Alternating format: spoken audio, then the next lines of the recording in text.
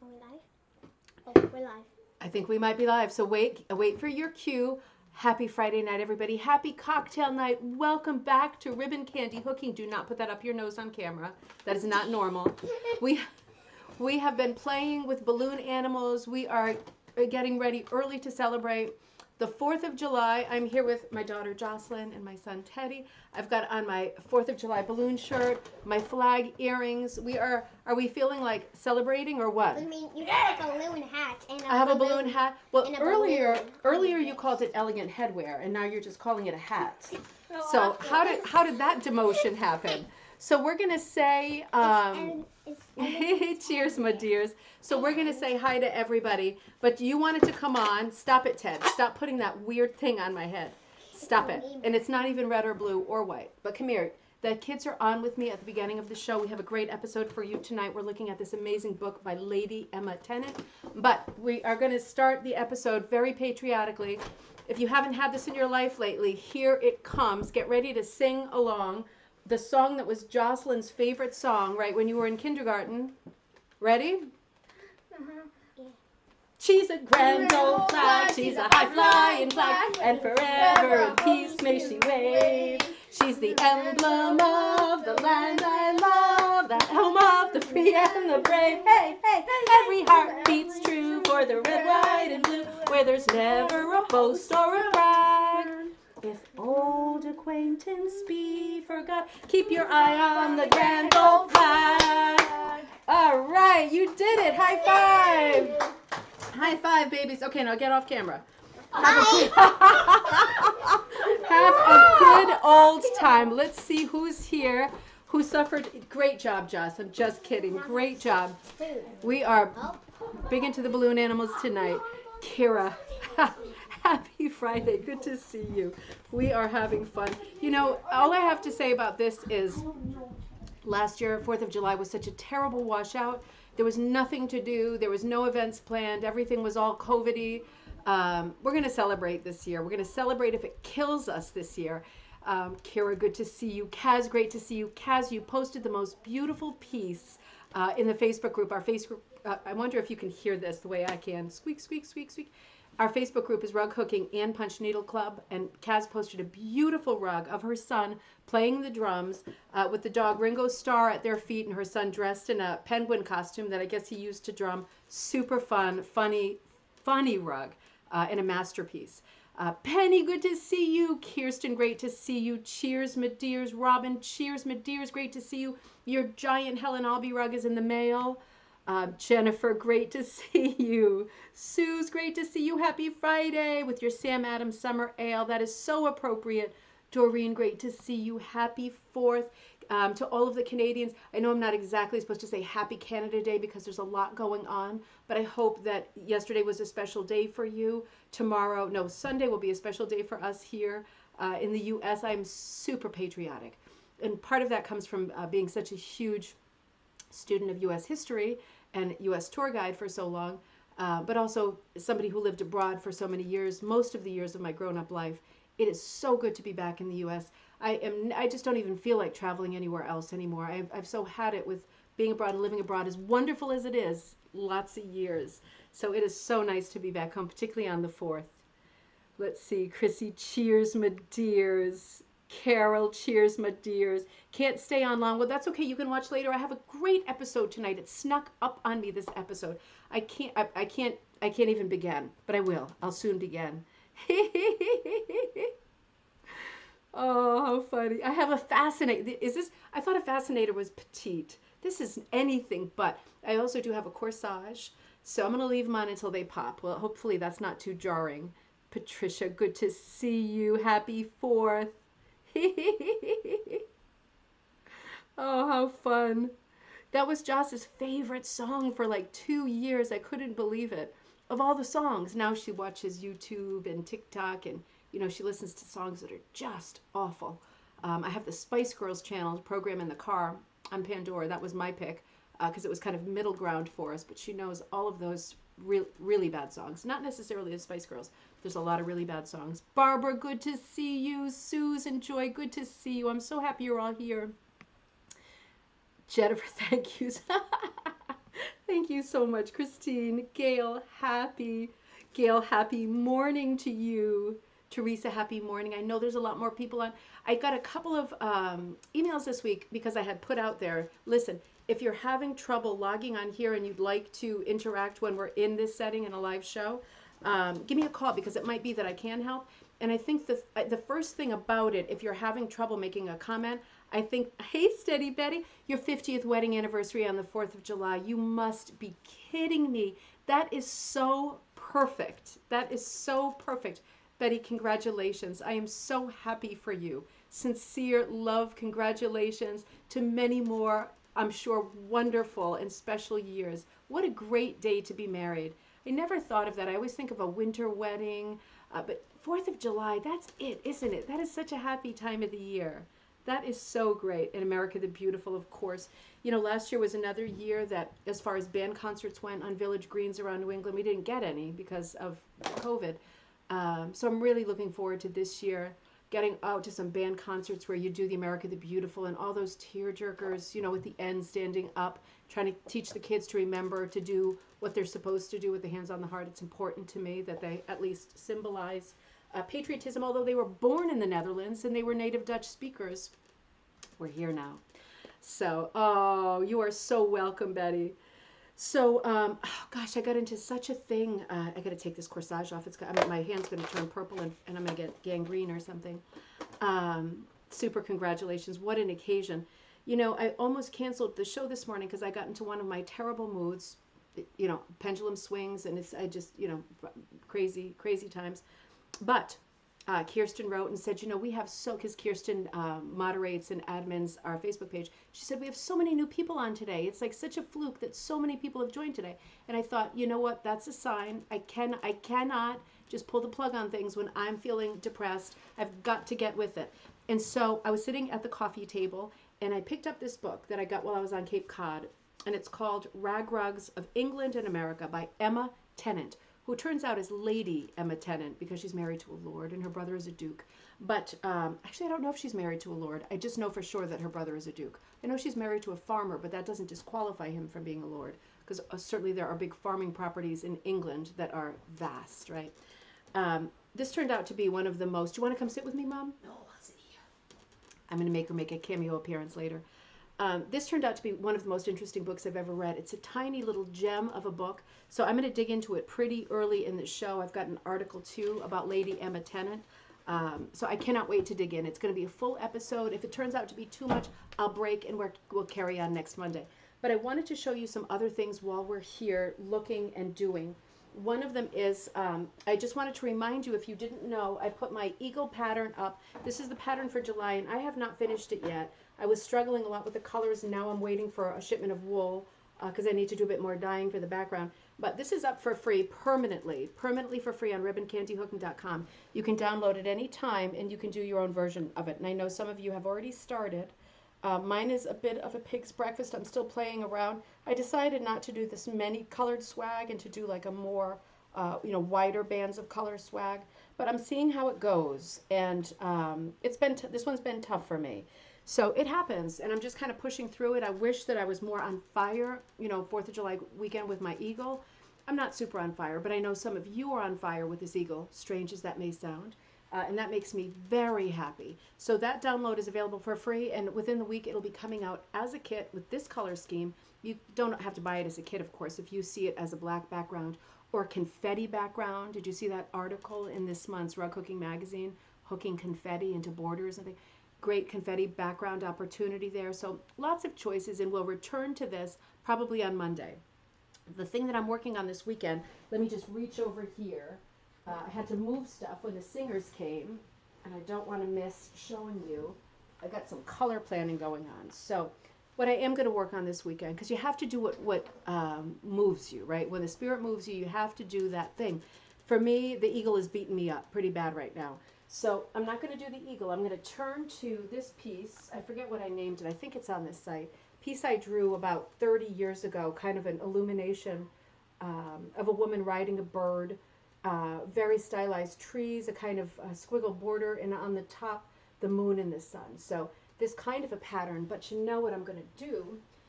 I've been saying to Don't know why there's a back scratcher that I'm sitting on, but I'm going to put that away before something happens.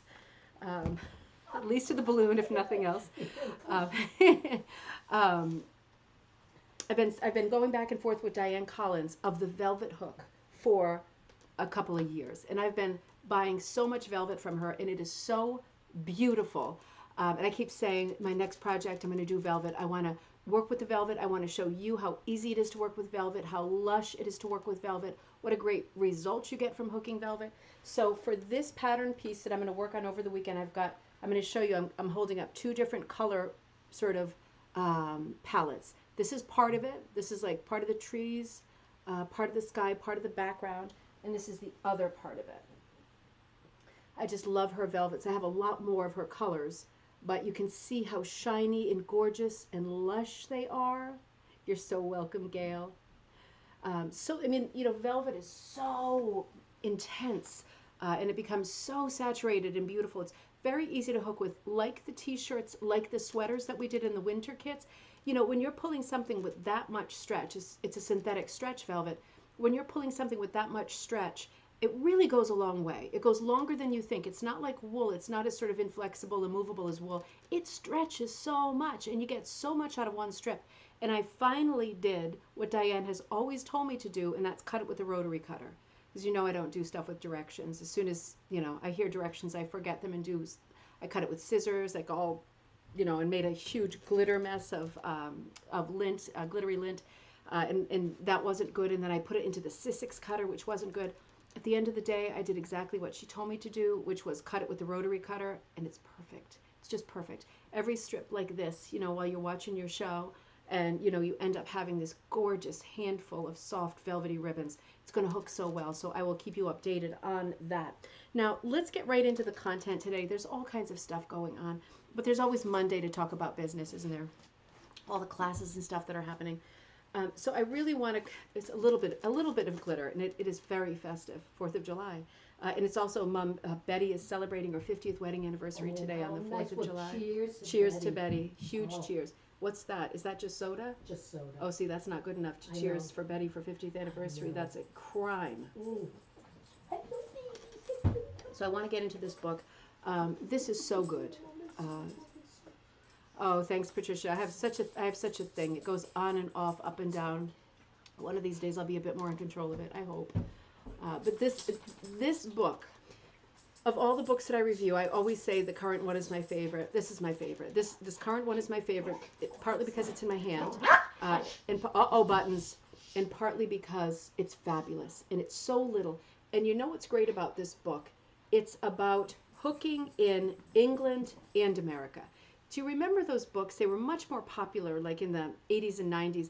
It would be a book with like 2 novelettes in it, and it would be like the wife's story and the husband's story, and you could read it from 2 different sides. Do you remember having books like that around? It was such a thing for a while. This is what this book reminds me of. It almost is like, this is the history of American hooking, this is the history of English hooking. 2 distinct halves to the book, and they are parallel to each other, but they are not similar to each other. And it makes it so interesting. So before I even crack this book open, I found this article online of, and I use this as the thumbnail, of Lady Emma Tennant. And I want to share this with you. Thanks, Beverly. Beverly, it's good to see you. Your colors are so good for hooking the eagle. They are so you, and they are so right. And I can't wait to see it. And I'm sure the pumpkin came out perfectly, the Gothic pumpkin face. So this article came out of scottishfield.co.uk. And it's called From Rags to Riches with Lady Emma's Lovely Rugs. You know, it's a British publication, right? Lady Emma Tennant shows off some of her rag rugs that she's created in the Borders, the name of the residence. Lady Emma Tennant is reviving the traditional art of making rag rugs.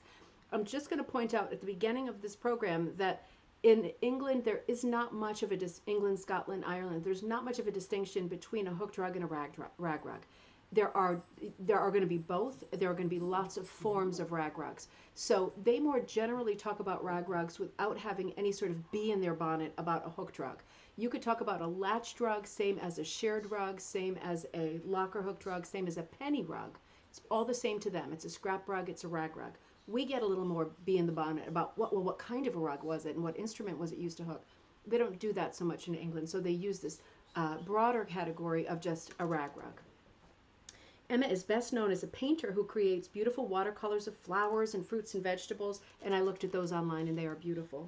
She held an exhibition in 2014 which included plants grown at Chatsworth, that is a beautiful house to tour, home of her brother, the current Duke of Devonshire. So this article is about a lot about her gardening, but it says, yet when the nights draw in and her garden in the borders finally goes to sleep for the winter, there's nothing Emma likes better than to take up her hook and her frame and indulge in her lifelong passion, rag rugs. Hello, M. Van Stewart. I'm so happy you're there. Good to see you. Happy Friday. For centuries, women have sat by the fireside on long winter evenings making rag rugs out of whatever scrap material they had available. On and on, fishermen, miners. I've got a lot of this coming. So it's a little bit of a traditional article talking about the history of rag rugging, but specifically about her and these phenomenal rugs. She is big on country subjects. She's a country woman, right? She's big on country subjects. And I'll tell you, this book is such a nice blend of history. It's very conversational, like all my favorite books on rug hooking. It's very romantic again. You know, her language is very nice. I'll tell you exactly what I mean, and I'm going to show you the end papers in a little while, because she sort of features quite a few. This is 1993. Contemporary artists, rug hooking artists at the time, who are friends of hers, who I have Googled, found, made contact with, ordered books of, people I have not heard of before. So as we go along, I'll mention their names and I'll let you know I just ordered that book. So there's another episode coming on that person. These are lively, amazing people with Facebook groups.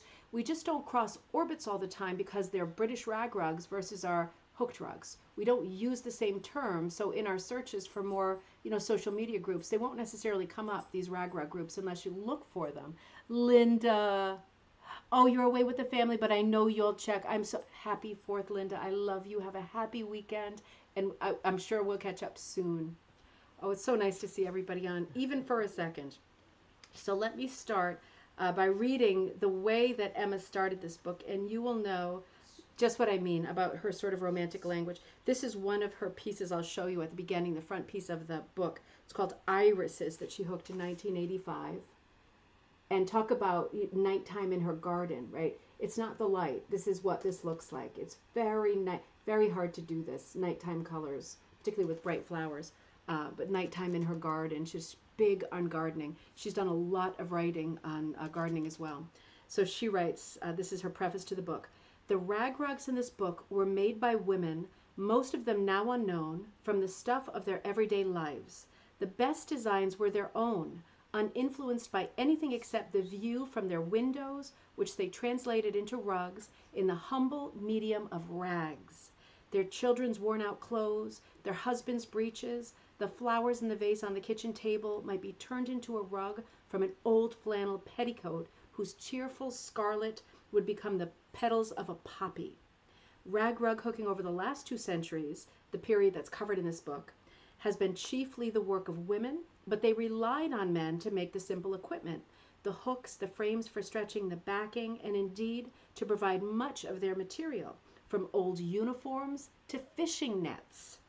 These rug makers were not trained in anything except patience. They could fit in their rugging at home while waiting for their men to come back from the fields, the war, the sea, or their children from the school. I think that is a beautiful introduction to this. Super, super romantic. Sandra, good to see you. Good to see you. So, she talks about in the introduction the differences between rugs in the U.S. and Britain, not in terms of style, in terms of timeline mostly, tools and names. The language is going to be very different. She talks about fishermen's wives, impoverished fishermen's wives in Labrador, right? She goes into Canada at the end of the book. Rug making satisfied the same needs for all of these women, no matter what part of the world you were in, whether it was the tip of Scotland, right, or Labrador or Tennessee. There's something about Tennessee in this book and a group of women there. She says it brought color into austere homes and occupied long winter evenings of rural isolation.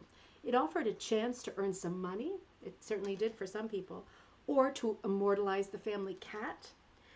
It offered a taste of independence, economic or artistic. And all of this is so true, so true.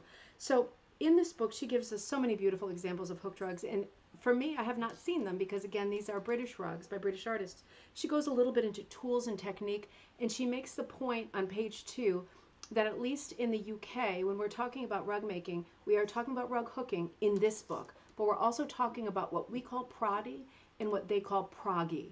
And it's the technique of rug making where you have a tool that's like a little ball that sits in your hand, like almost like a little awl or something, with a kind of it looks like those ear things when people used to clean out their ears with those squeezy things. It looks just like that with the metal tip, a ball that was gross with a ball at the end. And you're literally taking scraps of fabric, little squares and triangles, and you're literally just pushing them through. So you get a prodded rug, but they are calling it a proggy rug. Liz, good to see you. Happy 4th. Belated Canada Day to our northern friends. Oh, thank you so much. I did. I always love to grace you, and it's a lot of fun, and it's very good. It's very good for energy and brain to come on and do a nice show. So she shows at the beginning a fantastic rug, a zodiac rug. Judy, good to see you. And this is by Jenny Stewart Anderson, Jenni, and I Googled her, and she's got a Facebook page. She's got a huge presence in rug making in the UK. So I ordered her book, and that is more to come. She's a huge figure in England in the revival of rug hooking and rug making. Their timeline's a little bit behind ours in terms of a revival. So this is Jenny's piece called The Zodiac. And whether you like the Zodiac or not, right, this really is gorgeous. Can you see that, Mom? I love it. It's so good. Gorgeous. So that is Jenny Stewart Anderson. Her website, if you want to take a sneak peek before the book arrives, which should be next week, her Facebook page is called Making Rugs Hooked, Prodded, and Rag Rugs, spelled out, and Rag Rugs. And her website is Jenni, Jenni, ragrugs.com. So great weekend looking, right? Great long weekend looking. One of the great things about this book, it is a small book, so you're getting a nutshell history, but it is so good. She's hitting on all the highlights, and she's even managed to put in some stuff that in our really in-depth histories I have not even heard of yet. So she starts out by talking about different themes, and she'll cover things like how patriotic rugs, this is appropriate for today, how patriotic rugs were so popular, for example, during the 1860s Civil War era, right? And people would use their butternuts, which was the term that was used because you use butternut to dye the Confederate soldiers' uniforms. Also the sort of green uniform colors, all of those uniform colors you would wear to hook with, you would use to hook with later, all that leftover wool. But she talks about, for example, patriotic themes. She even touches in the first chapter on Homer Eaton Keyes. We've talked about him a few times because he is the first editor of Antiques magazine in the U.S. and his particular passion was for hooked rugs. So any 1920s issue of Antiques magazine is probably going to contain a lot of images of rugs, but likely also an article on rugs because he was the editor at that time and that was his pet passion. So she talks a little bit, she takes out some quotes that I've used in the past, so I won't use again now, that he used over the years in Antiques magazine in the mid-1920s. She shows us images like this. The trotting horse was a popular theme in 19th century folk art. And she makes the point, I'm going to show you the rug first. She makes the very good point that the reason the trotting horse, this is a painting of the trotting horse, the reason that the trotting horse was such a popular image because the sport of trotting with a horse was very popular at that time. And because of that, you saw a lot of advertisements in newspapers. You saw a lot of handbills pinned up places, general store, with a trotting horse. And because those images were so plentiful, it was a very easy image to, I don't want to say rip off, but it was a very easy image to be inspired by. You could get these beautiful images all over the place. You couldn't miss them because of the popularity of the sport. And you could easily copy this if you were a coppersmith into a weather vane. But if you're a rug maker, you're going to make a rug that looks like a trotting horse. You're going to do your best, and it's going to look like this, and that's going to be great. So the trotting horse, that was a 19th century rug. She said a little bit ungainly, but that is the charm of these older rugs. Now, she talks about, we're in the U.S. part of it, the America part of the book for the first half of the book. She talks about how most families in the 19th century depended on home-produced wool and linen for their furnishing, clothing, and something like rag rugs, hobbies. So the textiles were spun, woven, and dyed at home and every bit of it was too valuable to waste. So nothing would be thrown out. They would be making rugs from the scraps, every last scrap. And she talks about recapping things that we've talked about many times, but so nice to have a short refresher on things, right? Hello, Betsy in Mississippi. Great to see you. Happy Friday. I'm going to take a break to say cheers, my dears, to all the new people who came on since I got to have a sip of my wine. So she talks about burlap and how it was made, how it was difficult to find backings, homespun backings, and how burlap in the middle 19th century became available from India, and how that was a huge game changer for people because, of course, if you got something in a burlap sack, that dictated the size of the rug you would be able to make. Now, I'm going to pause there for a minute. I'm just going to complete this thought. She does go on to talk about how using a sack, a jute sack, in England, a Hessian sack, a burlap sack that is meant for another product, right? Particularly farm things and bulk things. You would open it up because typically the pattern is on both sides. Often the pattern is on both sides. So you get the image twice, but you open it up and you've got two pieces. Now you get the 100-pound bag or the 50-pound bag. It's going to be a different size. And of course that does dictate the size of the rug you'll be able to make. But in the meantime, whoever, and she says often the husband, it's a family affair, takes out a coal from the fire and does the design. For some reason, the husband was often the designer, at least according to her research. And she said, these old designs, what they lacked in sort of artistry, they made up for in charm. And that is true. There is no doubt that that is true. So I'm going to pause there for a second because I brought up a while ago the idea of these sacks. And if you remember one of the Coffee Time episodes, I said when I was on the Cape a few weeks ago, there was a big flea market and I found a guy who had a ton of burlap sacks, like old sacks like this. And I bought them all because I had an idea. And now I'm going to tell you my idea. So there's sacks like this. They all have different kinds of text on them. This is Master Mix, Sweet Bulk, and Flakes. I have tons of them. This is Agway, which obviously is still around. A very nice graphic. I have some more in my studio, and you can see I'm with my mom tonight. I came cruising up here. But, yeah, absolutely. So, they're so different. When you look on eBay, these sacks can be, they're collectible. So I've bought some beautiful ones. I bought one of a beautiful skyline. I bought some with animals off eBay. They are much more expensive on eBay than a flea market. You're looking in the 20s, 30s, 60s, 80s, depending on how collectible that image, that company is now. But what I decided to do, I'm going to make the ones that I picked up at the flea market available because I bought them for like $5. So I'm going to make them available to you for right around the same price if you want to do this idea with me. What I want to do is create an exhibit about the history of rug hooking, for example, and Karen and I are always saying this, libraries, local places, simple reminder of the history of rug hooking, not getting into frost and stencils and Helen Albee, just the history of rug making, just the simple story of how women would get sacks, open them up and be able to use their scraps in the winter to hook something beautiful, using it as a backing. So my idea is to open up a bunch of these sacks, to hook a little bit on each one, not obscuring the beautiful graphic that exists and is also historical. It has a lot of integrity and merit, but around the graphic image to hook something and to stretch them just on like painting stretchers or wooden stretchers and see if I can create an exhibit for a local library. Just very nutshell, small little history of rug hooking using burlap sacks. And if anybody else is interested in that, I'm going to put together some text that you could print out to just pin up in your library. So you don't even have to do the text. But if you feel like doing something like this with potato sacks, make a couple potato sacks and hang them up in the display too. So today you're in, Kira. You're always in. I love it. So I used my Wayne. It has a little horse at the top. I barely started here. Wayne Feeds. It's like an orange and black sack. So I just this is like the work of like half an hour. I just hooked a couple of pumpkins in there. I was feeling black and orange, starting to feel Halloween-y.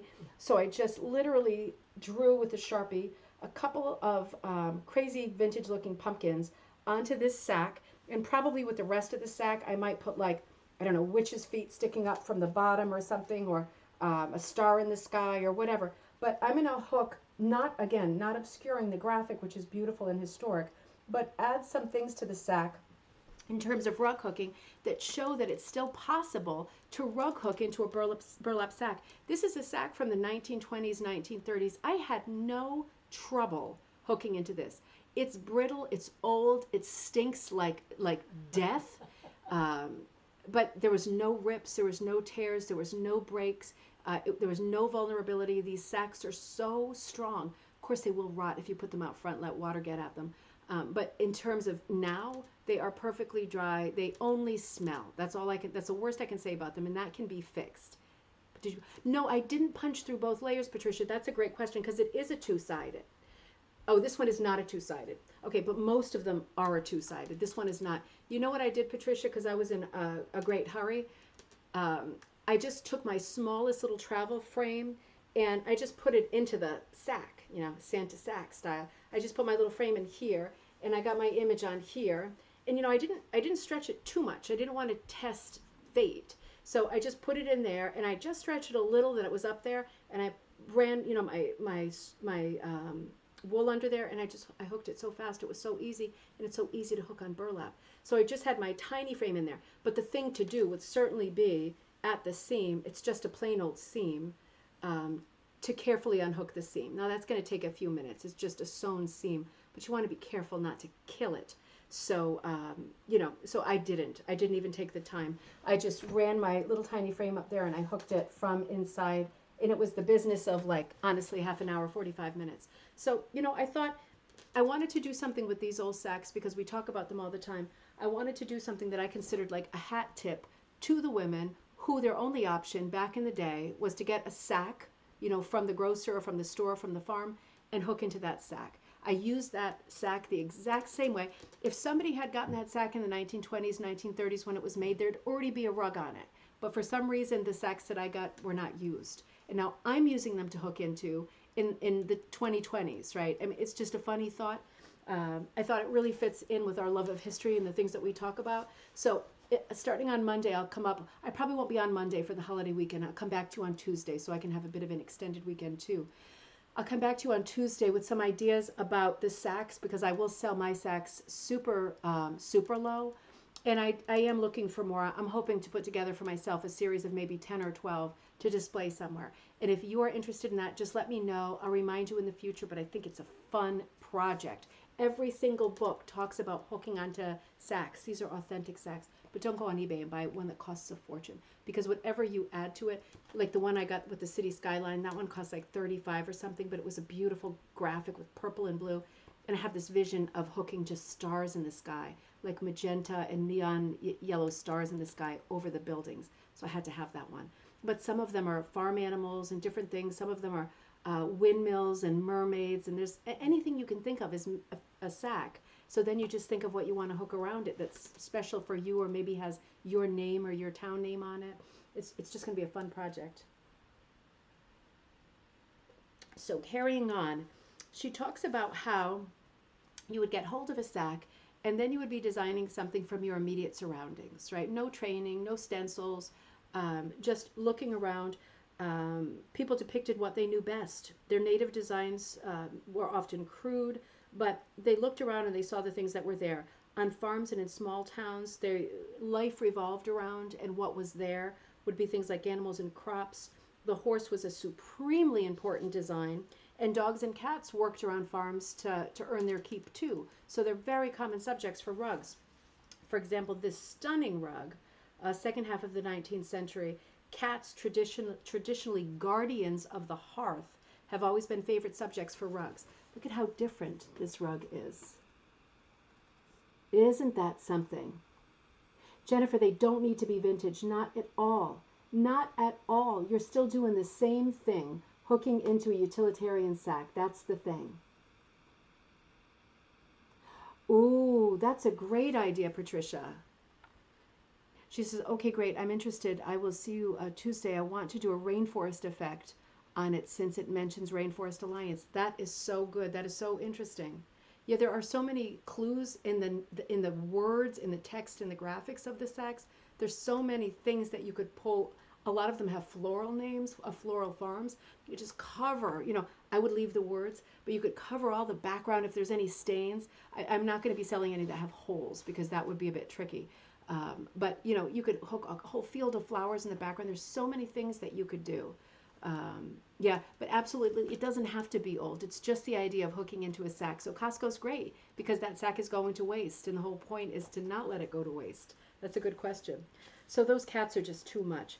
Now, in different parts, not in the farming areas, but for example, on the coast, people in seafaring areas have different themes. And we know this from the Grenfell episodes. We're looking at fishing boats and sailing boats and whales and anchors and seals, things like that. Very different. This is the image that's on the cover, this house. It's a New England rug. Like she says in the introduction, you just don't know who the makers are on most of these.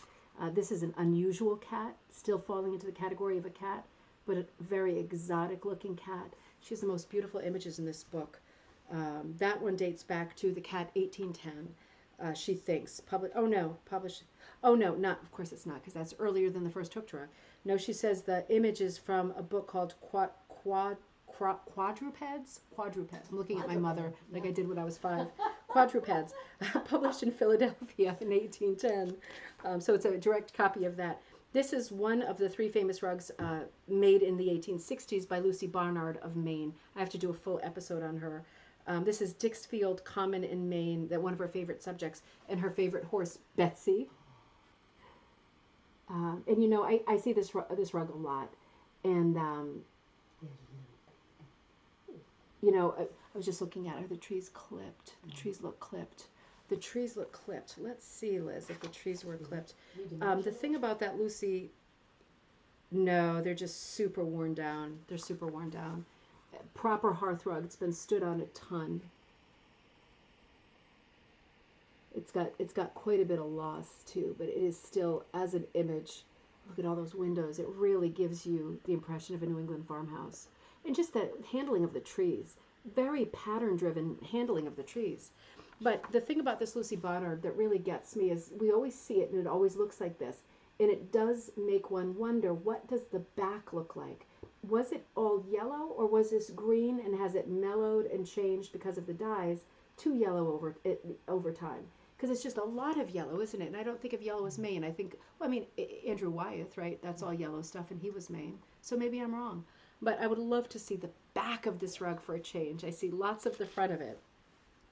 Now she goes on to talk about the sort of category of rug that was a bit more ambitious, very complicated geometrics and Turkish copies of Turkish rugs that she said when you do find, these are successful copies, but when you do find them, unless they're expertly executed, they're not often great, right? Still charming, but they're not artistically great because of the complication factor. So she talks about themes that are popular, that people seem to go to again and again. Patriotism and the American Eagle, Stars and Stripes being hugely popular themes. Again, because people did want to use up the old Army uniforms, wanted to use those colors, so they wanted to use fitting themes. Oh, I can't wait to see it, Patricia. You know how I feel about Magdalena. I can't wait to see it. Wonder if Lisa's on tonight, because I'm going to be visiting her soon, hopefully hooking with that group of the Magdalenas. That's their name. Now, another diversion, but I just wanted to say another idea that I had last weekend when I was at the flea market with my sister for her birthday, the Elephant's Trunk in Connecticut. I found this thing on the ground that was like a giant thing like this that looked like a cartridge, like a military, what's the word? A big cartridge, from like a shell cartridge. So it looks like a giant bullet, like this big, right? But it had a bunch of holes in it. So it also looked like, for example, a colander or a cheese cutter. So I said to the guy, what is the thing? Because it was beautiful and rusty and it had all these holes. And he said, it's a smokeless cartridge, right? It's a shell. It's a military shell. It's a smokeless cartridge. That's why it has all these holes. And I said to myself, you know what? And I haven't followed the thought through, and I'm not sure that I'm not going to do it. But when I looked at that, I thought it was big. It had big holes. I thought if you could get your hand up into that thing, and like I have quite a few true army blankets from the 19th century. If I could get my hand up there and just hook part of it, part of those holes, because they were exactly, you know, a good size, like a window pane size. Not all of them, not to kill the look of the whole shell, but I thought if I could just get up there with army blanket, hook a few with a poppy in the middle, like a Memorial Day poppy, how great would that be? Because then we're looking at a hook rug like this that sits on the shelf instead of on the wall or the floor. So I thought about it too long, and then the thing was gone. But they're on eBay. He wanted like $20 or $30 for it. And in this case, it was a little too small for me to put my fat hand up in it, and I would have had to cut the bottom off. But I only say it because it's an idea. And when you're thinking about things to hook that are not traditional things, and if you love military, if you love celebrating all the holidays, it was very feasible to use one of those smokeless military shells and get up there with your hand, you know, with the wool, and hook through a beautiful, very small sort of signature expression, military type theme. But that's a to be continued if I can find another one. So military themes are very, very popular. So are abstracts, of course, and geometrics. You know, there are so many different names for hit or miss. In the U.S., we always tend to say hit or miss. That would be a great installation, Kira. Can you imagine doing that for some Memorial Day? A series of shells, just a little hooking again, not like the whole thing, but just a few loops that give you color in a very sort of small vignette of a picture would be a beautiful exhibit and just a beautiful expression of remembrance. So in the U.S., we say hit or miss, but in England, you know, for a background that's multicolored that you're using up your scraps, in England they say mizzy mazzy, which I've never heard before. Mizzy mazzy for that crazy mixed color background. And in, I'm sorry, yeah. And in Canada, apparently, they say scrap pie. Are there any Canadians on who can verify this? Scrap pie. We also say marble cake sometimes because of the Hutchinsons and their rug design in the 1920s to the 1940s. They routinely said marble cake. But we also have hit or miss, which is traditional mizzy mazzy, and scrap pie. Just more language to throw out there. But she talks a lot about getting that effect of a mosaic sky. That's another thing that you can say. But different places, different ways of defining that colorful, scrappy sky. I'll keep you posted on that. I think it is a cool idea. Hooking anything three-dimensional, also like the fireplace screen, I haven't gotten to that yet, is exciting. It's exciting to think of different ways of using three-dimensional objects to do our hooking, just because you end up running out of wall space or floor space or both. So I will keep you updated on all. Now she talks about the earliest hookers and makers, and hemlock dye and yellow hickory and peach leaves and walnut and spruce bark and goldenrod and onion skin, sumac, sassafras, blueberry, all of the things we like, all the words that we like to say, how they were all dyes that people would use and how difficult it was to forage for them to get the color out of them, and how nice it was in the 19th century when alkaline chemical dyes came in, because you could get much more reliability in your result and very inexpensive, not time consuming at all, not having to forage, and you're not limited to the colors that your yard produces. So she goes a bit into the history of color, the history of dyeing. This is a nice image. Don't let me go by great images. This is a Canadian image, second half of the 19th century. The one area that this book, for me, I wish it was a bit more defined, is the sort of sourcing, the footnotes, the makers. If it's unknown, it's unknown, but I'd love to know if this is in a private collection, for example, or if this is in a museum. I would just love a little more information than the second half of the 19th century. Oh, okay, Michelle, you've never heard of scrap pie. Dave, you've never heard of, it could be an East Coast saying. Well, you know what? It's time to start saying scrap pie because it sounds so cute. Might as well go for it, right? I'm going to start saying it too. I'm not even Canadian. I'm French Canadian. So, and then she talks about how, and I need to do more research here, the first commercial patterns were printed in Lowell, Massachusetts. That's the big mill town with a lot of sad stories about mill girls. That's the town. But I remember on one of our trivia nights, or maybe our first bingo night, I used the name of the woman who was supposedly the first woman way before Edward Frost by like a decade who started to produce commercial patterns in a different way, and I cannot remember off the top of my head, and I didn't have time to look. You got to get this book. You know, I will say this book, I'm not going to get you started, but there's about 4 copies on eBay. They range from $10 to like $60. There are 0 on Amazon, and it is not in print. So I haven't even scratched the surface. I'm on like page 10. it's an unbelievable book. It's an unbelievable book. Get the cheapest one you can find. So this is the image of the woman in low mass who's not named. This is from Scribner's Magazine, 1889. This is the image of her making a hooked rug from one of her commercial patterns that she produced. Now look at this. This is the thing. This is I'll hold it this way. This is a hooked rug from 1927. And you see the two things they laid out? These are the two objects that made the pattern. Those are the two objects that made. Is that incredible? You see how this is metal and it made this, and this is also metal and it made the corners. I mean, if that doesn't get you going as a rug hooker, you see they just have them sitting there as props. But what a beautiful composition with lemons or whatever, and these weird filigree white fern flowery things. Those are the very things that made that pattern. And then down below they show you close-ups of, it's like a raised, I think it's wood. It doesn't look like metal. It looks like wood. But this is the person who was doing this first, creating commercial patterns. So not with a stencil, with a stamp. With a stamp. So I need to get back into that and check that out. I thought that was just, that's worth buying this book for, is just to look at that image in real detail. And then, of course, she gets into Edward Frost, because he comes a little bit after The Woman in Lowell, and Biddeford, Maine, and the crooked hook, how he saw his wife struggling with trying to rug hook, and he sort of created the bent hook for her that so many people favor now.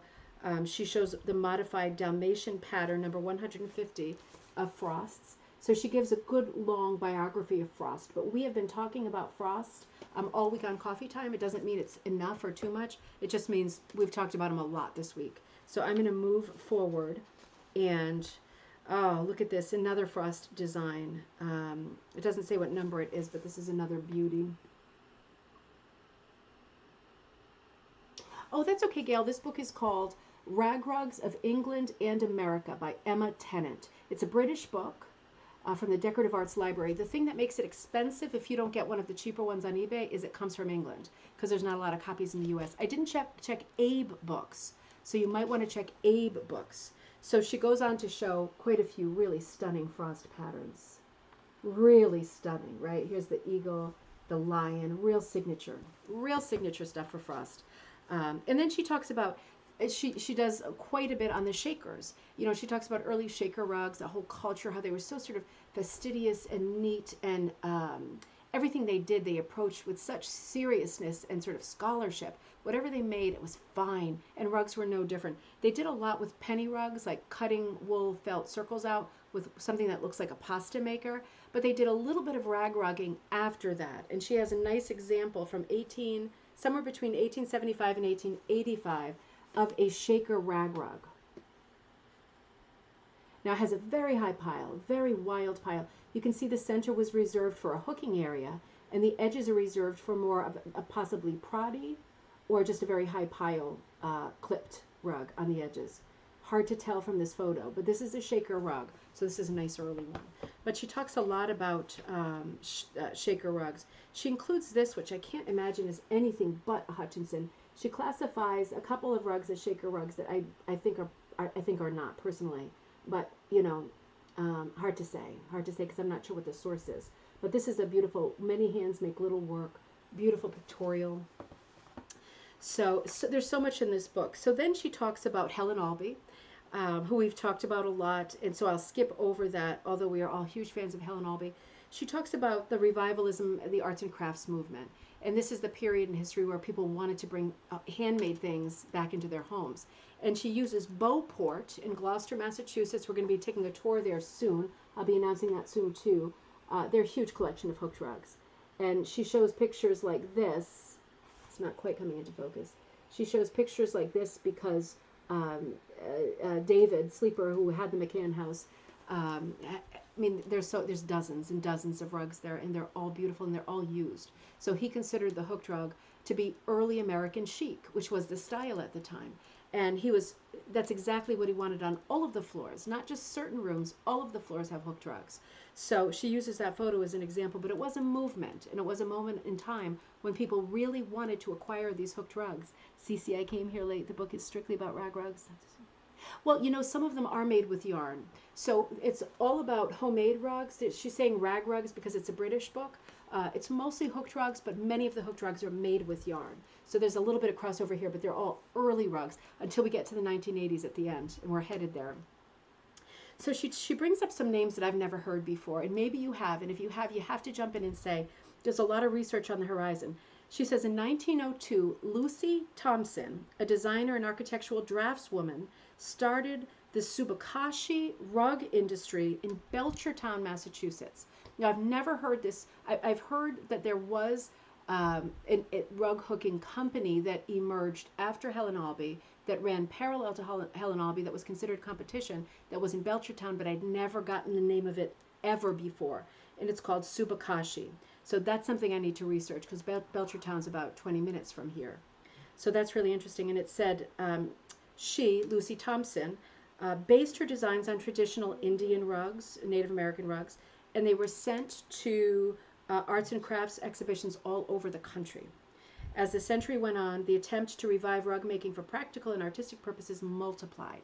So she was making very similar rugs to Helen Albee, inspired by Native American designs. So that is very interesting too. In the 1920s, she talks about, we did a big section, a week-long thing on the Maine Seacoast Mission, the Maine Mission rugs. That was a whole week, and that was a great series of episodes. She goes deep into that.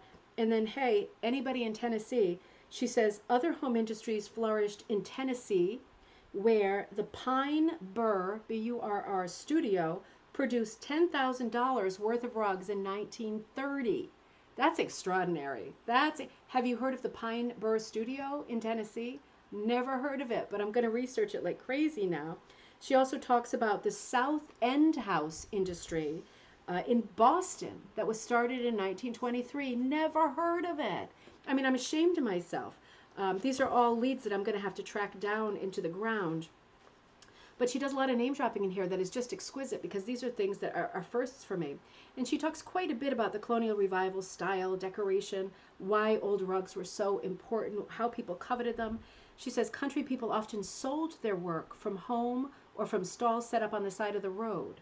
An outing to the rug making areas of New England and Canada became a fashionable excursion for New York collectors in the 1920s and 1930s. Now, William Winthrop Kent, we've done quite a bit on him too. He was an architect and an authority on hooked rugs. You know, he wrote the three of the most important books, turns out not the earliest, but three of the most significant books on rug hooking. This is a quote that he used. So this is Emma Tennant quoting William Winthrop Kent in his book, The Hooked Rug. He says, literally thousands of attics and farmhouses have been searched each year in New England and Canada to supply in many places. The supply in many places has just given out. It exhausted the supply like whaling, right? Nova Scotia, New Brunswick, Prince Edward Island, and even Labrador have sold most of their early ones. This is by the 1920s. To see just how many could be found in one day, William Winthrop Kent takes a trip to, he says, an almost unknown part of the Canadian territory as far as modern rug hooking is concerned. Now, I'm reading directly here. The journey was begun at 5:30 a.m. and lasted until dark. It covered only 100 miles in a motor car, traversing some of the finest forests and the most inspiring tablelands of one of the Canadian provinces, but he doesn't say which one. Wild animals darted across the road in the early mists. The scent of balsam spruce and white pine was everywhere. Before noon, we had inquired along the way for rugs and rug makers, and even the postmaster was able to direct us. The farmhouses were few but neat, yet in them we found many worn rugs which the makers were very glad to sell, and nowhere was there a scowl or discourtesy when we entered. So this goes on for quite a ways. It goes on for the whole chapter. He talks about examples of mothers and daughters giving a rug away and saying, you can take the rug, but only if you donate it to charity, give the money to charity. Very specific sort of wishes. But they collected. He said he was very, very happy. I don't think I clipped that part with my highlighter, but he's, to say the least, very happy with his haul. He had the entire motor car was filled, like to bursting. So he had a very good haul that day, a very good treasure day. And then she talks about Emma Tennant, how in the 1930s she says Burnham, and she must mean Ralph Burnham of Ipswich, Burnham and Company produced scenes of horse-drawn mail coaches, like delivering the mail, which could be taken straight from Christmas cards. So they were probably inspired by Currier and Ives designs. And she talks about different designs that Ralph Burnham did. She shows you this beautiful example of an early rug. She's saying 1920, so not that early, but really charming. This is a rug that I have never seen before. Let me do this. Isn't that nice? It does have that really, obviously 1920s Art Deco look. A modern armchair, very Agatha Christie armchair. Child at the fire, as cozy as can be. The nice soft colors, you know, that nice deco palette. Nice bright flowers in the corners and are all around. They did a nice thing all around. Little tree over here, you know, it almost looks like a little bit of a Charlie Browner. So pretty, very symmetrical. Everything's symmetrical, right? The flowers, everything, the pots, the candles. Yeah, the mantle is just so. She shows the most amazing examples in here. Now the second half of the book is, and it's the timing's right, is the British tradition. So this is where we go like this, right? The second, and it's so different. They're using different language, and I had to look at the glossary at the back a few times to really understand what she meant, because a few times she refers to the most expensive part of the rug being the harding, Harding, meaning, I guess, the sacking, because I couldn't find it in the glossary, the harding. My mom's saying, nope, don't know. I assume that's what it must be. But she's talking about, she starts the chapter off talking about sort of the Industrial Revolution in Britain, the towns that were most sort of affected by it, the differences in region. There's very different rug making from region to region in Britain, being a relatively small place. It's very distinct and different from one place to the next. And she talks about, in terms of the origins of rug making in the UK, she talks about the raya rug. And she talks about how, like the Swedish style rug, it's a woven, so it's not exactly what we're talking about.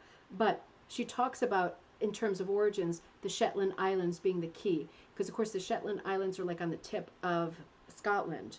And they belonged, I think, until the 15th century to the Danish. So that culture and that long history of rug making, the raya rugs, would have come right into Scotland, right? And then it would have traveled right down. So if people were looking at a raya rug and didn't have a loom or didn't know how to make it, they would be thinking in terms of scrap methods, how to recreate the same style of rug.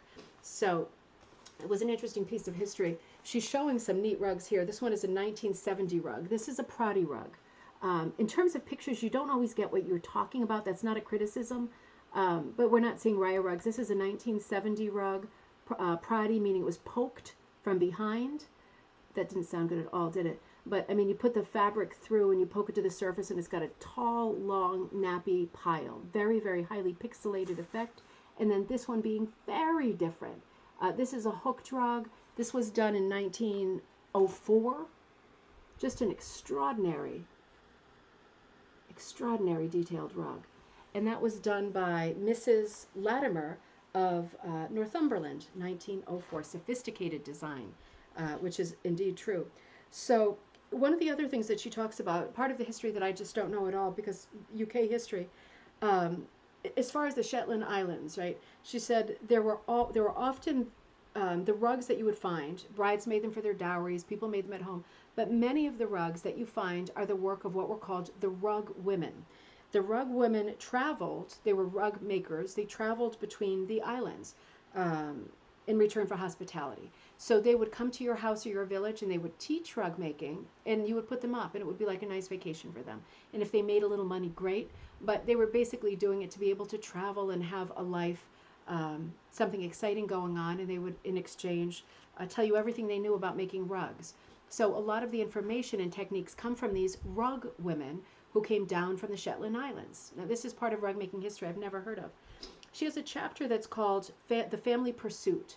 And she talks in this whole chapter about how rug making in Britain has traditionally been a family affair.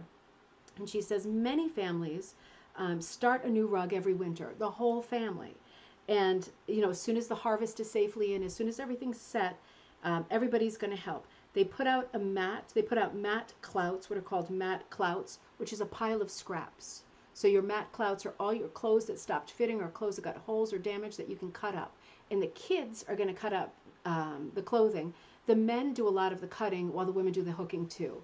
So they allow the children to cut scraps that are like for Prati and not that precise, but they're saying over and over that you can't let little kids cut strips because they have to be somewhat uniform or you're not going to get a great result. You're not going to get a fine result. So the men would be cutting the strips, the women would be hooking, and the children would be ripping or doing whatever parts they could do, being, you know, little guys.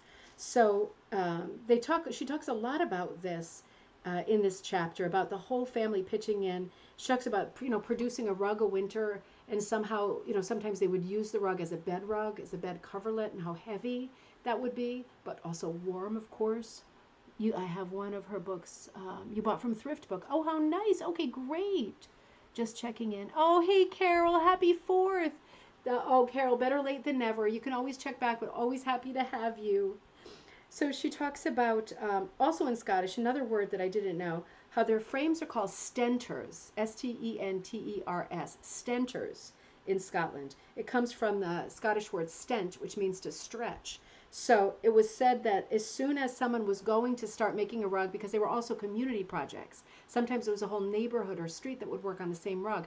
As soon as someone put their stenters out, the word would go down the street. The stenters are out at this house, at this person's farmhouse, and people would just automatically come like every evening and sit around this giant rug and work it. So you would have multiple neighbors working on the rug and talking and gossiping and socializing and just having fun being together. When they finished the rug, they were calling them hookies because they were hooked rugs. So it seems very typical all over Britain and Scotland to say hooky instead of hooked rug. Pradi or proggies for a finished rug, and hookies for a finished hooked rug. So just different and cuter words than we use.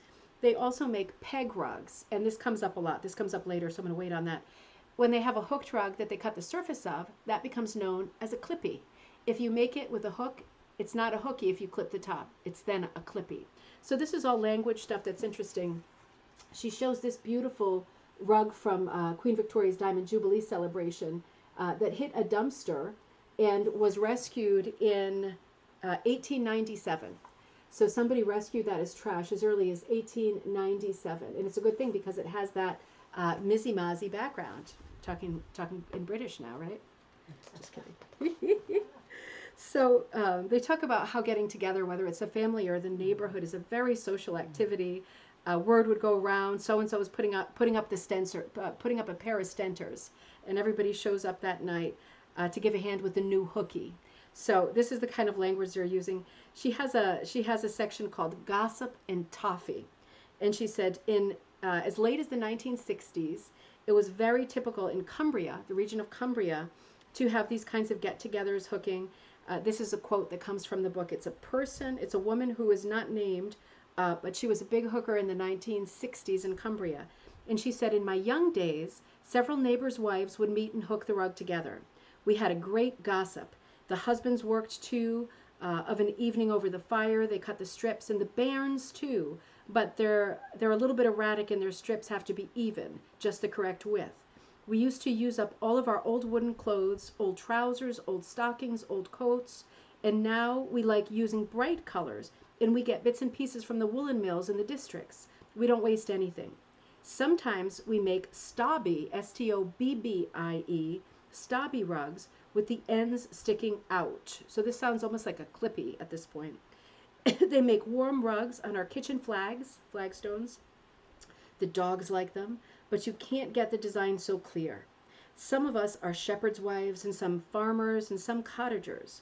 We do the work of our mothers and our grandmothers. The rugs last well, they are strong, they last a lifetime. You can wash them yourself, but what a mess of a room when the rug making is on. In towns as in the country, cottage doors were not locked, and children on their way home from school dropped in to help. The colliery families, they always had mats stretching away from one table to another, and the whole family would be progging away at them. Everybody had to do their turn at the mat. When you'd finished your turn, somebody else took over, and you got fed homemade toffee as a reward for doing 10 or 15 minutes of proggy. How fun is that? Homemade toffee for 10 minutes of proggy. And she goes on to say, this is the same woman in the 1960s. See, we don't have a lot of access to quotes of women who were hooking in the 1960s, right? This is like a British woman. So very different account, a little bit different language and expression, but very different account. She says Hessian was, which is burlap, was backing for either bought by the yard from the draper shop, or an old sack was washed out and used. Occasionally, the sacks had on them printed trademarks, such as a chicken or a corn stook. I'm guessing that's a corn stalk, which was an ideal ready-made design. There was a keen competition for such sacks among women in the Scottish farms. Sometimes when Hessian was unobtainable, a knitted backing was used. Other possibilities were an old wool sack of thick Hessian, or hop sacks for, like beer hop sacks, which were used in Dorset, and they had the advantage of having a delicious smell. In the Second World War, washed sandbags were pressed into service. Now that is something I've never heard before. In the Second World War, washed sandbags were used as backing for hooked rugs. Amazing. Was a name for a hardworking, arduous person. Oh, that definitely fits. Corn stook. Was that stook, Betsy? Not corn stook. That must be a corn stalk. I must have said another word. Oh, I bet it was that other one. Oh, see, now I've already gone forward in my brain. I'm gonna have to go backward and catch that one, Betsy. But then she talks a little bit about the pegged rugs, and she doesn't say how they're made, and it doesn't appear in the glossary. But she talks about pegged rugs with their shaggy surface, usually having very simple designs. Here, let me show you this. I just ran by this one. She talks about also using a lot of quilting patterns, and that's what this is a good example of. She says some of them were just obvious, log cabin, all kinds of traditional rug hooking designs, scallops, all of these things popped into people's minds because they were already quilters. So all of these things popped into their minds in terms of having easy sort of design ideas that were original for borders, even centers. You often see scallops in the center and nothing else. Harding. Thank you, Betsy. Harding. That makes way more sense. So harding could be a person and not actually the backing material. That also fits. So absolutely. I'll go back and read that to myself, but that makes a lot of sense. So she talks about, making simple patterns, making quilt-inspired patterns, and she talks about using simple stylized flower patterns and making them with saucepan lids, cups and saucers, using them as templates, moving them around, trying to get it right, making petals. They also outlined to make a scalloped border, which was particularly popular in Cumberland, the scallops. And she says other patterns were derived from crazy paving design, which would be like brick, right? Or cobblestone, one or the other. But crazy paving, she has that in quotes. And she talks about things, again, from quilting borrowed that were based on leaves and scrolls. And she talks about how many people, including her mother, worked from like the kitchen cupboard using brown paper. And they would cut paper or cut up a box, cut a shape off of something that they saw that they liked, whether it was a fabric or something on the wall from a print. They would have a collection of templates that they'd cut out of brown paper or cardboard, and they would pass them on to the next generation. They wouldn't throw them out like they were garbage when they were finished their rug. They saved them, and they passed them on to their kids, and then they could use those templates too. And you can add to the templates, and then you get more and more designs. In hunting country, the scarlet of the pink coats was worn by the followers of the hounds and was highly sought after. Sergeants in the cavalry barracks at Leeds sold old red uniform jackets to rug makers who liked to edge their borders with a thin red line, just a touch from that region, and they knew where to get the coats at the barracks. So just things that we would never know sitting in the U.S. We would never know these quaint things that people knew to do to get what they needed. Soldiers' coats, sailors' coats, they really went for everything. Black bull rug made in the 1960s by Janet Heap in Cumbria, taken from a photograph in Farmers Weekly. Isn't that gorgeous? I mean, when you've got a border like this going on, it's going to be good, isn't it? That must be the crazy paving, right? That looks like the crazy paving underneath the bull. Beautiful lines. Beautiful lines. So, all right, let's see. There's a bit more that's so interesting. This part is so neat. This is going to require a bit more research. This is one of these rabbit's holes that I could have been down for days. So this is a real particular story, a Cumberland story. We're still talking about Cumberland. A couple named Ben and Winifred Nicholson. So this is a 1920s era story. So they are both painters, and their next door neighbor is Mrs. Warwick. She's got her son there. I'm not sure if there's a husband there, but the Nicholsons are the painters, and they live next to the Warwicks. And Mrs. Warwick is a great hooker. So yeah, it is robust, Gail. So it's this beautiful farmhouse set in the Roman wall of Cumberland. This is where Emma lives when she lives in this town, and she's observing the neighbors, right? Or at least this is a story passed on, because she can't possibly be 1920s. But I know she lives in a house in a Roman wall because it says it at the end of the book. So maybe there's many. But the neighbor, the Winifred, right, the wife who's the painter, she makes friends with Mrs. Warwick. Her name's Margaret. And she's using her paintings to give to Mrs. Warwick, who then turns them into hook drugs. So they have this early collaboration in the 1920s, and they come out with this unbelievable series of rugs, of hooky. And I'm going to show you this one because it's just amazing. This one is doesn't have a name. Oh, Animal Squares. Just says 1920s. Again, it was designed by the Nicholsons, the couple, and it was hooked by Margaret Warwick. Make sure you can see this because it's good. And you can see there's turkey, and there's like a rooster on one side, the ram. And as it was described, you know, it's made out of primaries. In the center, that was the part that Ben didn't quite like. He didn't like things to be real colorful, but he allowed it because that red center is actually tartan, Scottish tartan.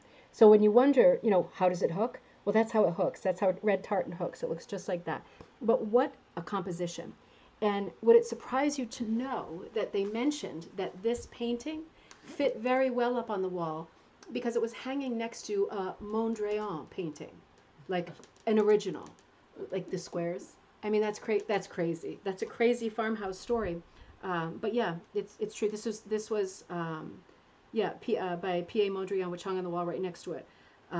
So Mrs. Nicholson ended up having a son called Jake. Jake went on, the Nicholsons divorced, the painters. Jake went on to become a textile artist, and he founded a textile company. And he and his mother worked together in the future, and they ended up having a company that became very successful by the 1960s in England, and it was called Foursquare, one word, Foursquare. And she did a lot of the designing. She had the mother, Winifred, she had people who hooked do a lot of their own designing. She was not a control freak or queen bee by any means. If someone came into hook, she would say, would you also like to do the designing? She didn't need to control every part of it. But for that reason, they have very diverse designs. These are two of the most famous designs that they had. Both of these were produced in the 1970s. They did something like, it was a great success with over 180 rugs being made and sold during the 1970s. So that many different patterns. The fish pattern. Now, again, if you're in England, maybe you recognize this because this was a pattern that was made over and over by this company and the soccer player. Now, these are ones that I've never seen, but again, it's a regional thing. These were, Foursquare was a huge name. It sounds like it was the Claire Murray of Britain. So these patterns were a huge big deal. This is another one they did. Foursquare did this. This is... How do they do? Oh, some of their most famous patterns, the footballer, which we saw, the cricketer, the scarecrow, the trout, which we saw, and the owl. And then there were other ones, like this one I'm about to show you, a complicated pattern that was taken from a carving on a 7th century cross in Bewcastle churchyard in northeast Cumbria. So this is the one that I'm talking about here. And this is the pattern it came off of in the churchyard. So they did very diverse and different, Foursquare, very diverse and different patterns. She also mentions, incredibly, one of her own patterns. This is one of the patterns she did that's the front and end papers that I showed you earlier. Right, that's a Foursquare pattern, the sun and the moon. And this was inspired by William Blake because, you know, he did quite a few children's books that had very soft illustrations, very whimsical, that look like this, poetry-driven narratives, like narrative poems. With illustrations that look like this. So that was taken from William Blake, inspired by William Blake. So Foursquare is a very big name. It deserves more talk, for sure, and more research. Now, this image was on this chapter, and I thought, Oh, I love that fish too, right? I thought, wow, that looks like Louise Creed, because we've talked about Louise Creed when I did the week on British rag rug books. We talked about Louise Creed, and I happened to today pull up Louise Creed while I was just searching for this episode on British rag rugs. Pulled up Louise Creed again because she's still working, she's still busy, and she's still brilliant. Now, what are the chances? It is a Louise Creed rug. It's called Rosie in the Linen Cupboard, and it turns out that Louise Creed is Winifred's niece. Right? So Jake is the son. He sets up the textile company. Louise is her niece, and she has become a super well-known rug hooker, particularly in Britain. But she always does cats, and that's what made me think maybe it's Louise Creed. I wasn't like brilliant. It was just a cat, so I thought, and it turned out to be true. Now this one here is by Emma Tennant, Lady Emma Tennant, who wrote the book that we're looking at now. She did a lot of beautiful rugs, and she hardly put any into this book. She sold a lot of her rugs over the year. I couldn't find any that were available in this moment.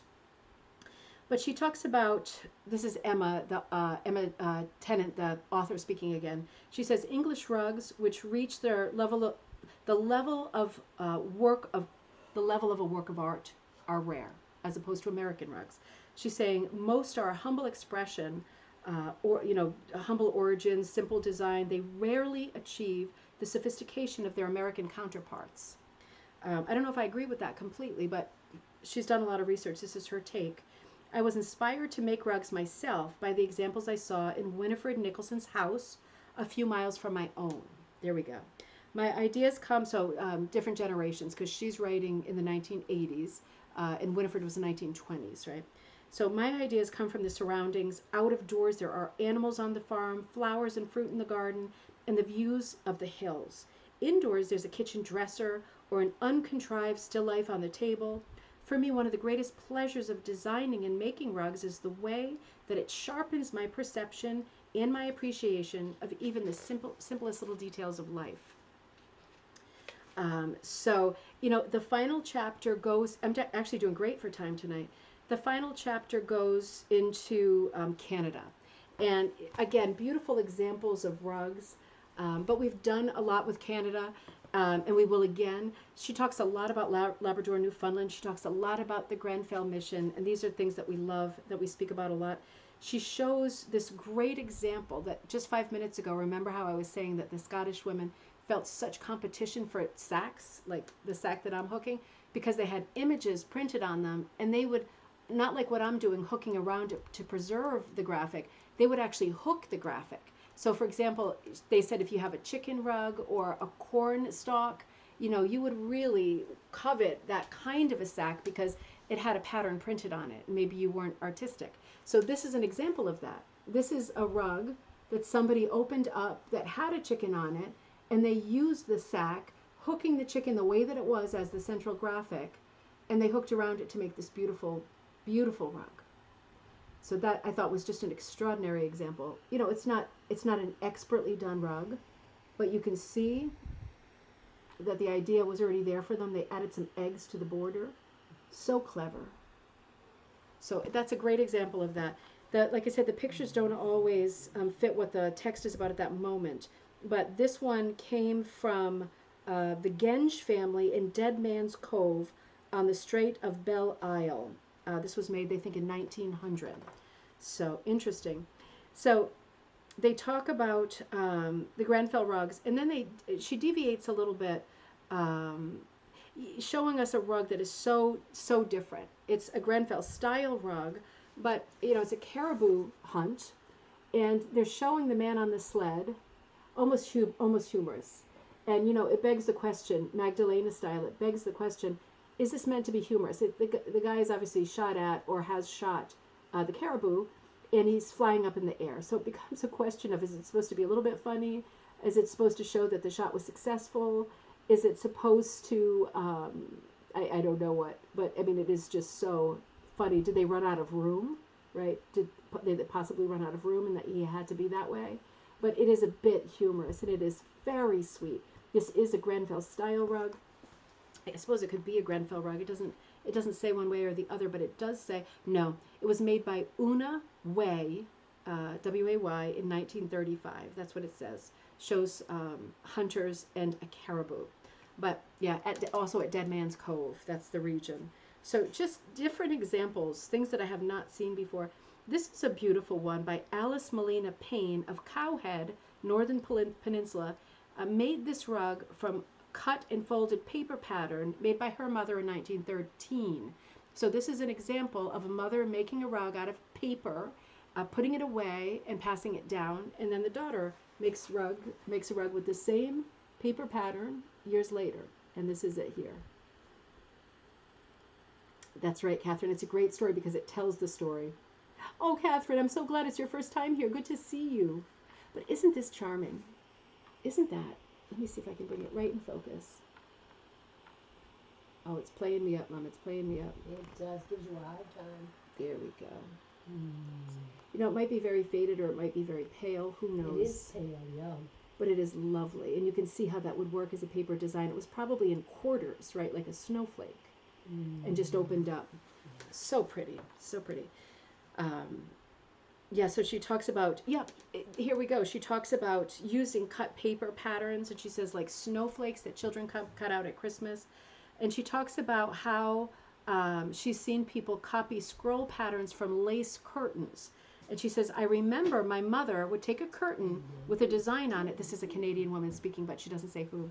Take a curtain with a design on it, put a brown paper underneath it, and with a needle stab out the design. Then she would cut out the pattern and lay it on the burlap sack.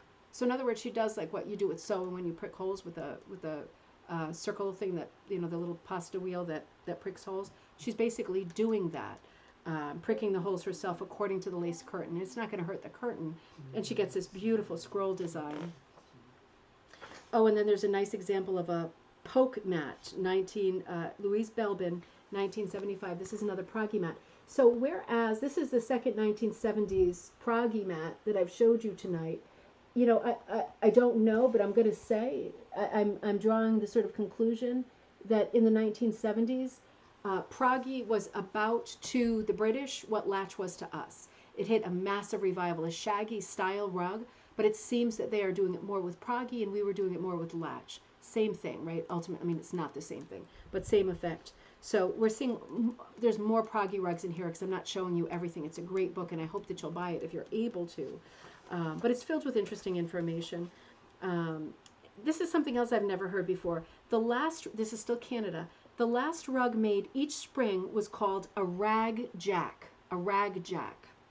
You turned the frame upside down, and with a pointed stick, so the little pokey tool, you poked holes through the burlap. All the leftover scraps were cut short and poked into the holes. This was called a poke mat by some, and it was used outside for wiping your feet on. So interesting. The rag jack was the last rug of the season. I mean, fantastic, right? Yeah, I will, Patricia. I'll do one just like that because that's completely out of copyright at this point. I'll do that. That's a great pattern, and why not? I can also do a video, a how-to video on cutting like a snowflake into quarters, opening it up, and then deciding what sort of motifs to add around the edges that would make it really keep it simple but make it pop, like that composition. Now she shows another example of made by Drusilla Smith of Raleigh, Northern Peninsula, similar to a Grenfell, and you're going to see right away why it's not a Grenfell. It's called Edmund Taylor's Long Liner, and it looks like this. So in terms of style, lines, the low hooking, possibly stocking hooking, silk, it looks like a Grenfell, but of course the huge difference is the color. The color is so different than a Grenfell. It was a very controlled palette. Snowflakes are your jam. I'm going to go along with that. They are my jam too. They are so much fun. See if I can get the kids involved in that too. That would be a fun project. But isn't this so different? Because your brain says Grenfell, but then you look at the colors and you think, no, that's not a Grenfell. It's just inspired by a Grenfell. And you know, she talks about rugs with the fancy backgrounds, the mizzy-mazzy, the hit or miss, the scrap pie, with random colors mixed in the background. She's saying sometimes in Canada people are calling it a scrappy background. Very similar language. Everything seems to have this sort of diminutive E at the end, I-E, making it sound cuter and smaller. Original designs were still made in 1928. An article in House Beautiful quoted a woman in Nova Scotia who described how she got the idea for a rug she made with a black cat and a red background. So this is from 1928, House Beautiful magazine. This is the woman who made the cat rug. There's not an image of the cat rug. This is what she said. She said, I wanted something to draw on a rug, but I couldn't find anything. I looked in the yard, and after a while I saw our cat, Malty. And I said to myself, he'll be good enough. Then I got my old man to hold him down on a piece of burlap while I drew round him with a pencil. But I didn't know what to do with his tail. He was lying on it, so it didn't show in the picture. But no cats grow without tails, so my old man held it out nice and straight, and then I got it stuck, and then it just stuck in on there. It's difficult language, right? It's a bit rustic, but so cute that she figured out what she wanted her subject to be, and she was such sort of a literal planner that she needed the physical cat's body to be laying down, almost like a crime scene on the burlap. Oh, so this book is full of cute stories. This is a beautiful rug. It's known as, or at least in 1995 when this book came out, it was known then, it might yet be, the earliest known dated rug in Canada at 1860. This is by Abigail Smith, worked by Abigail Smith, and it is clearly dated. So,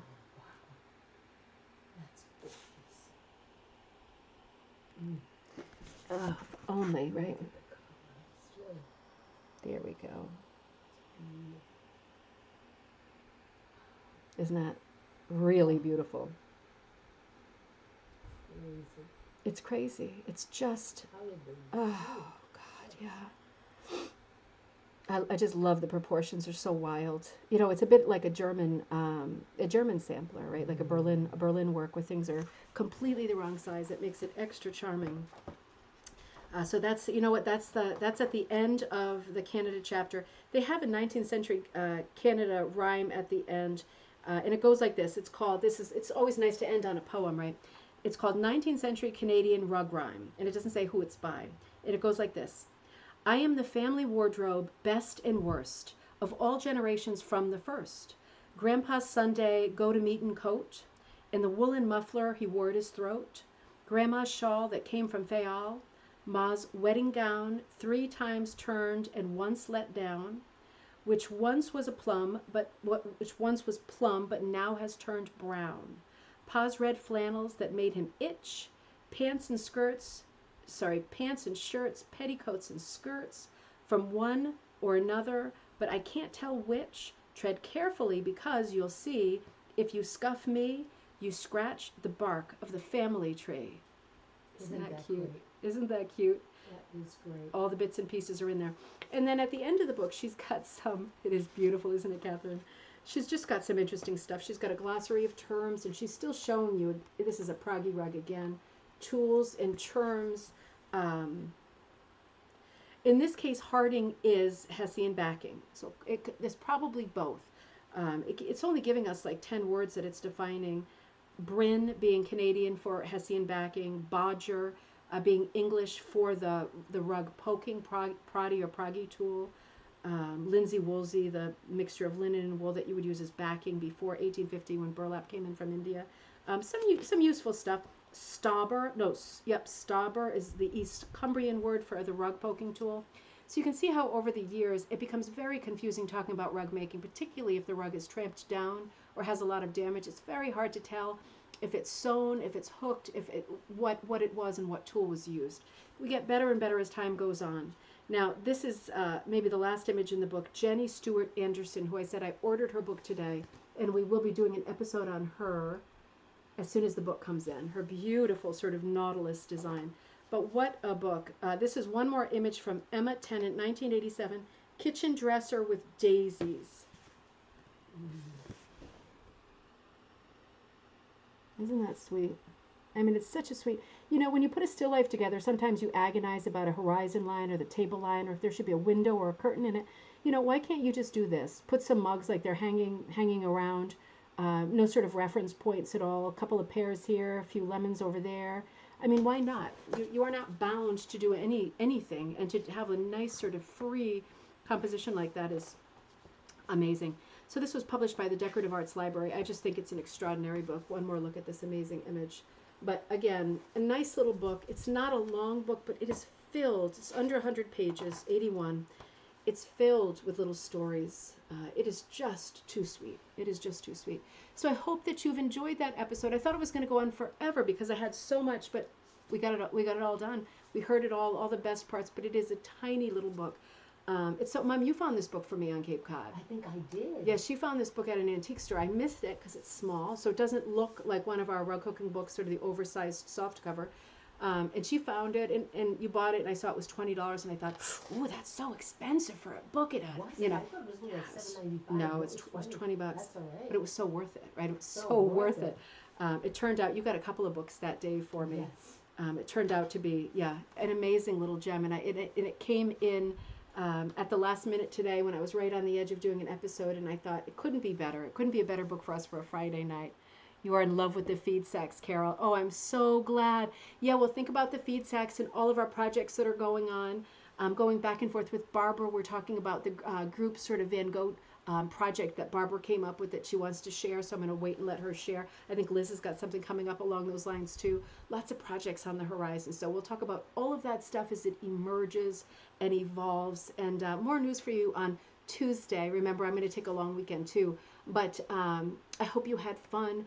Oh, Lisa, I'm actually logging off early today, but we had such a good, fun episode. I hope that you'll watch it. This is an amazing book, and I was talking about you earlier, saying that when I go to Pennsylvania, I want to join the Magdalenas and hook with you for a while. There was a little bit of Magdalena talk in the thread.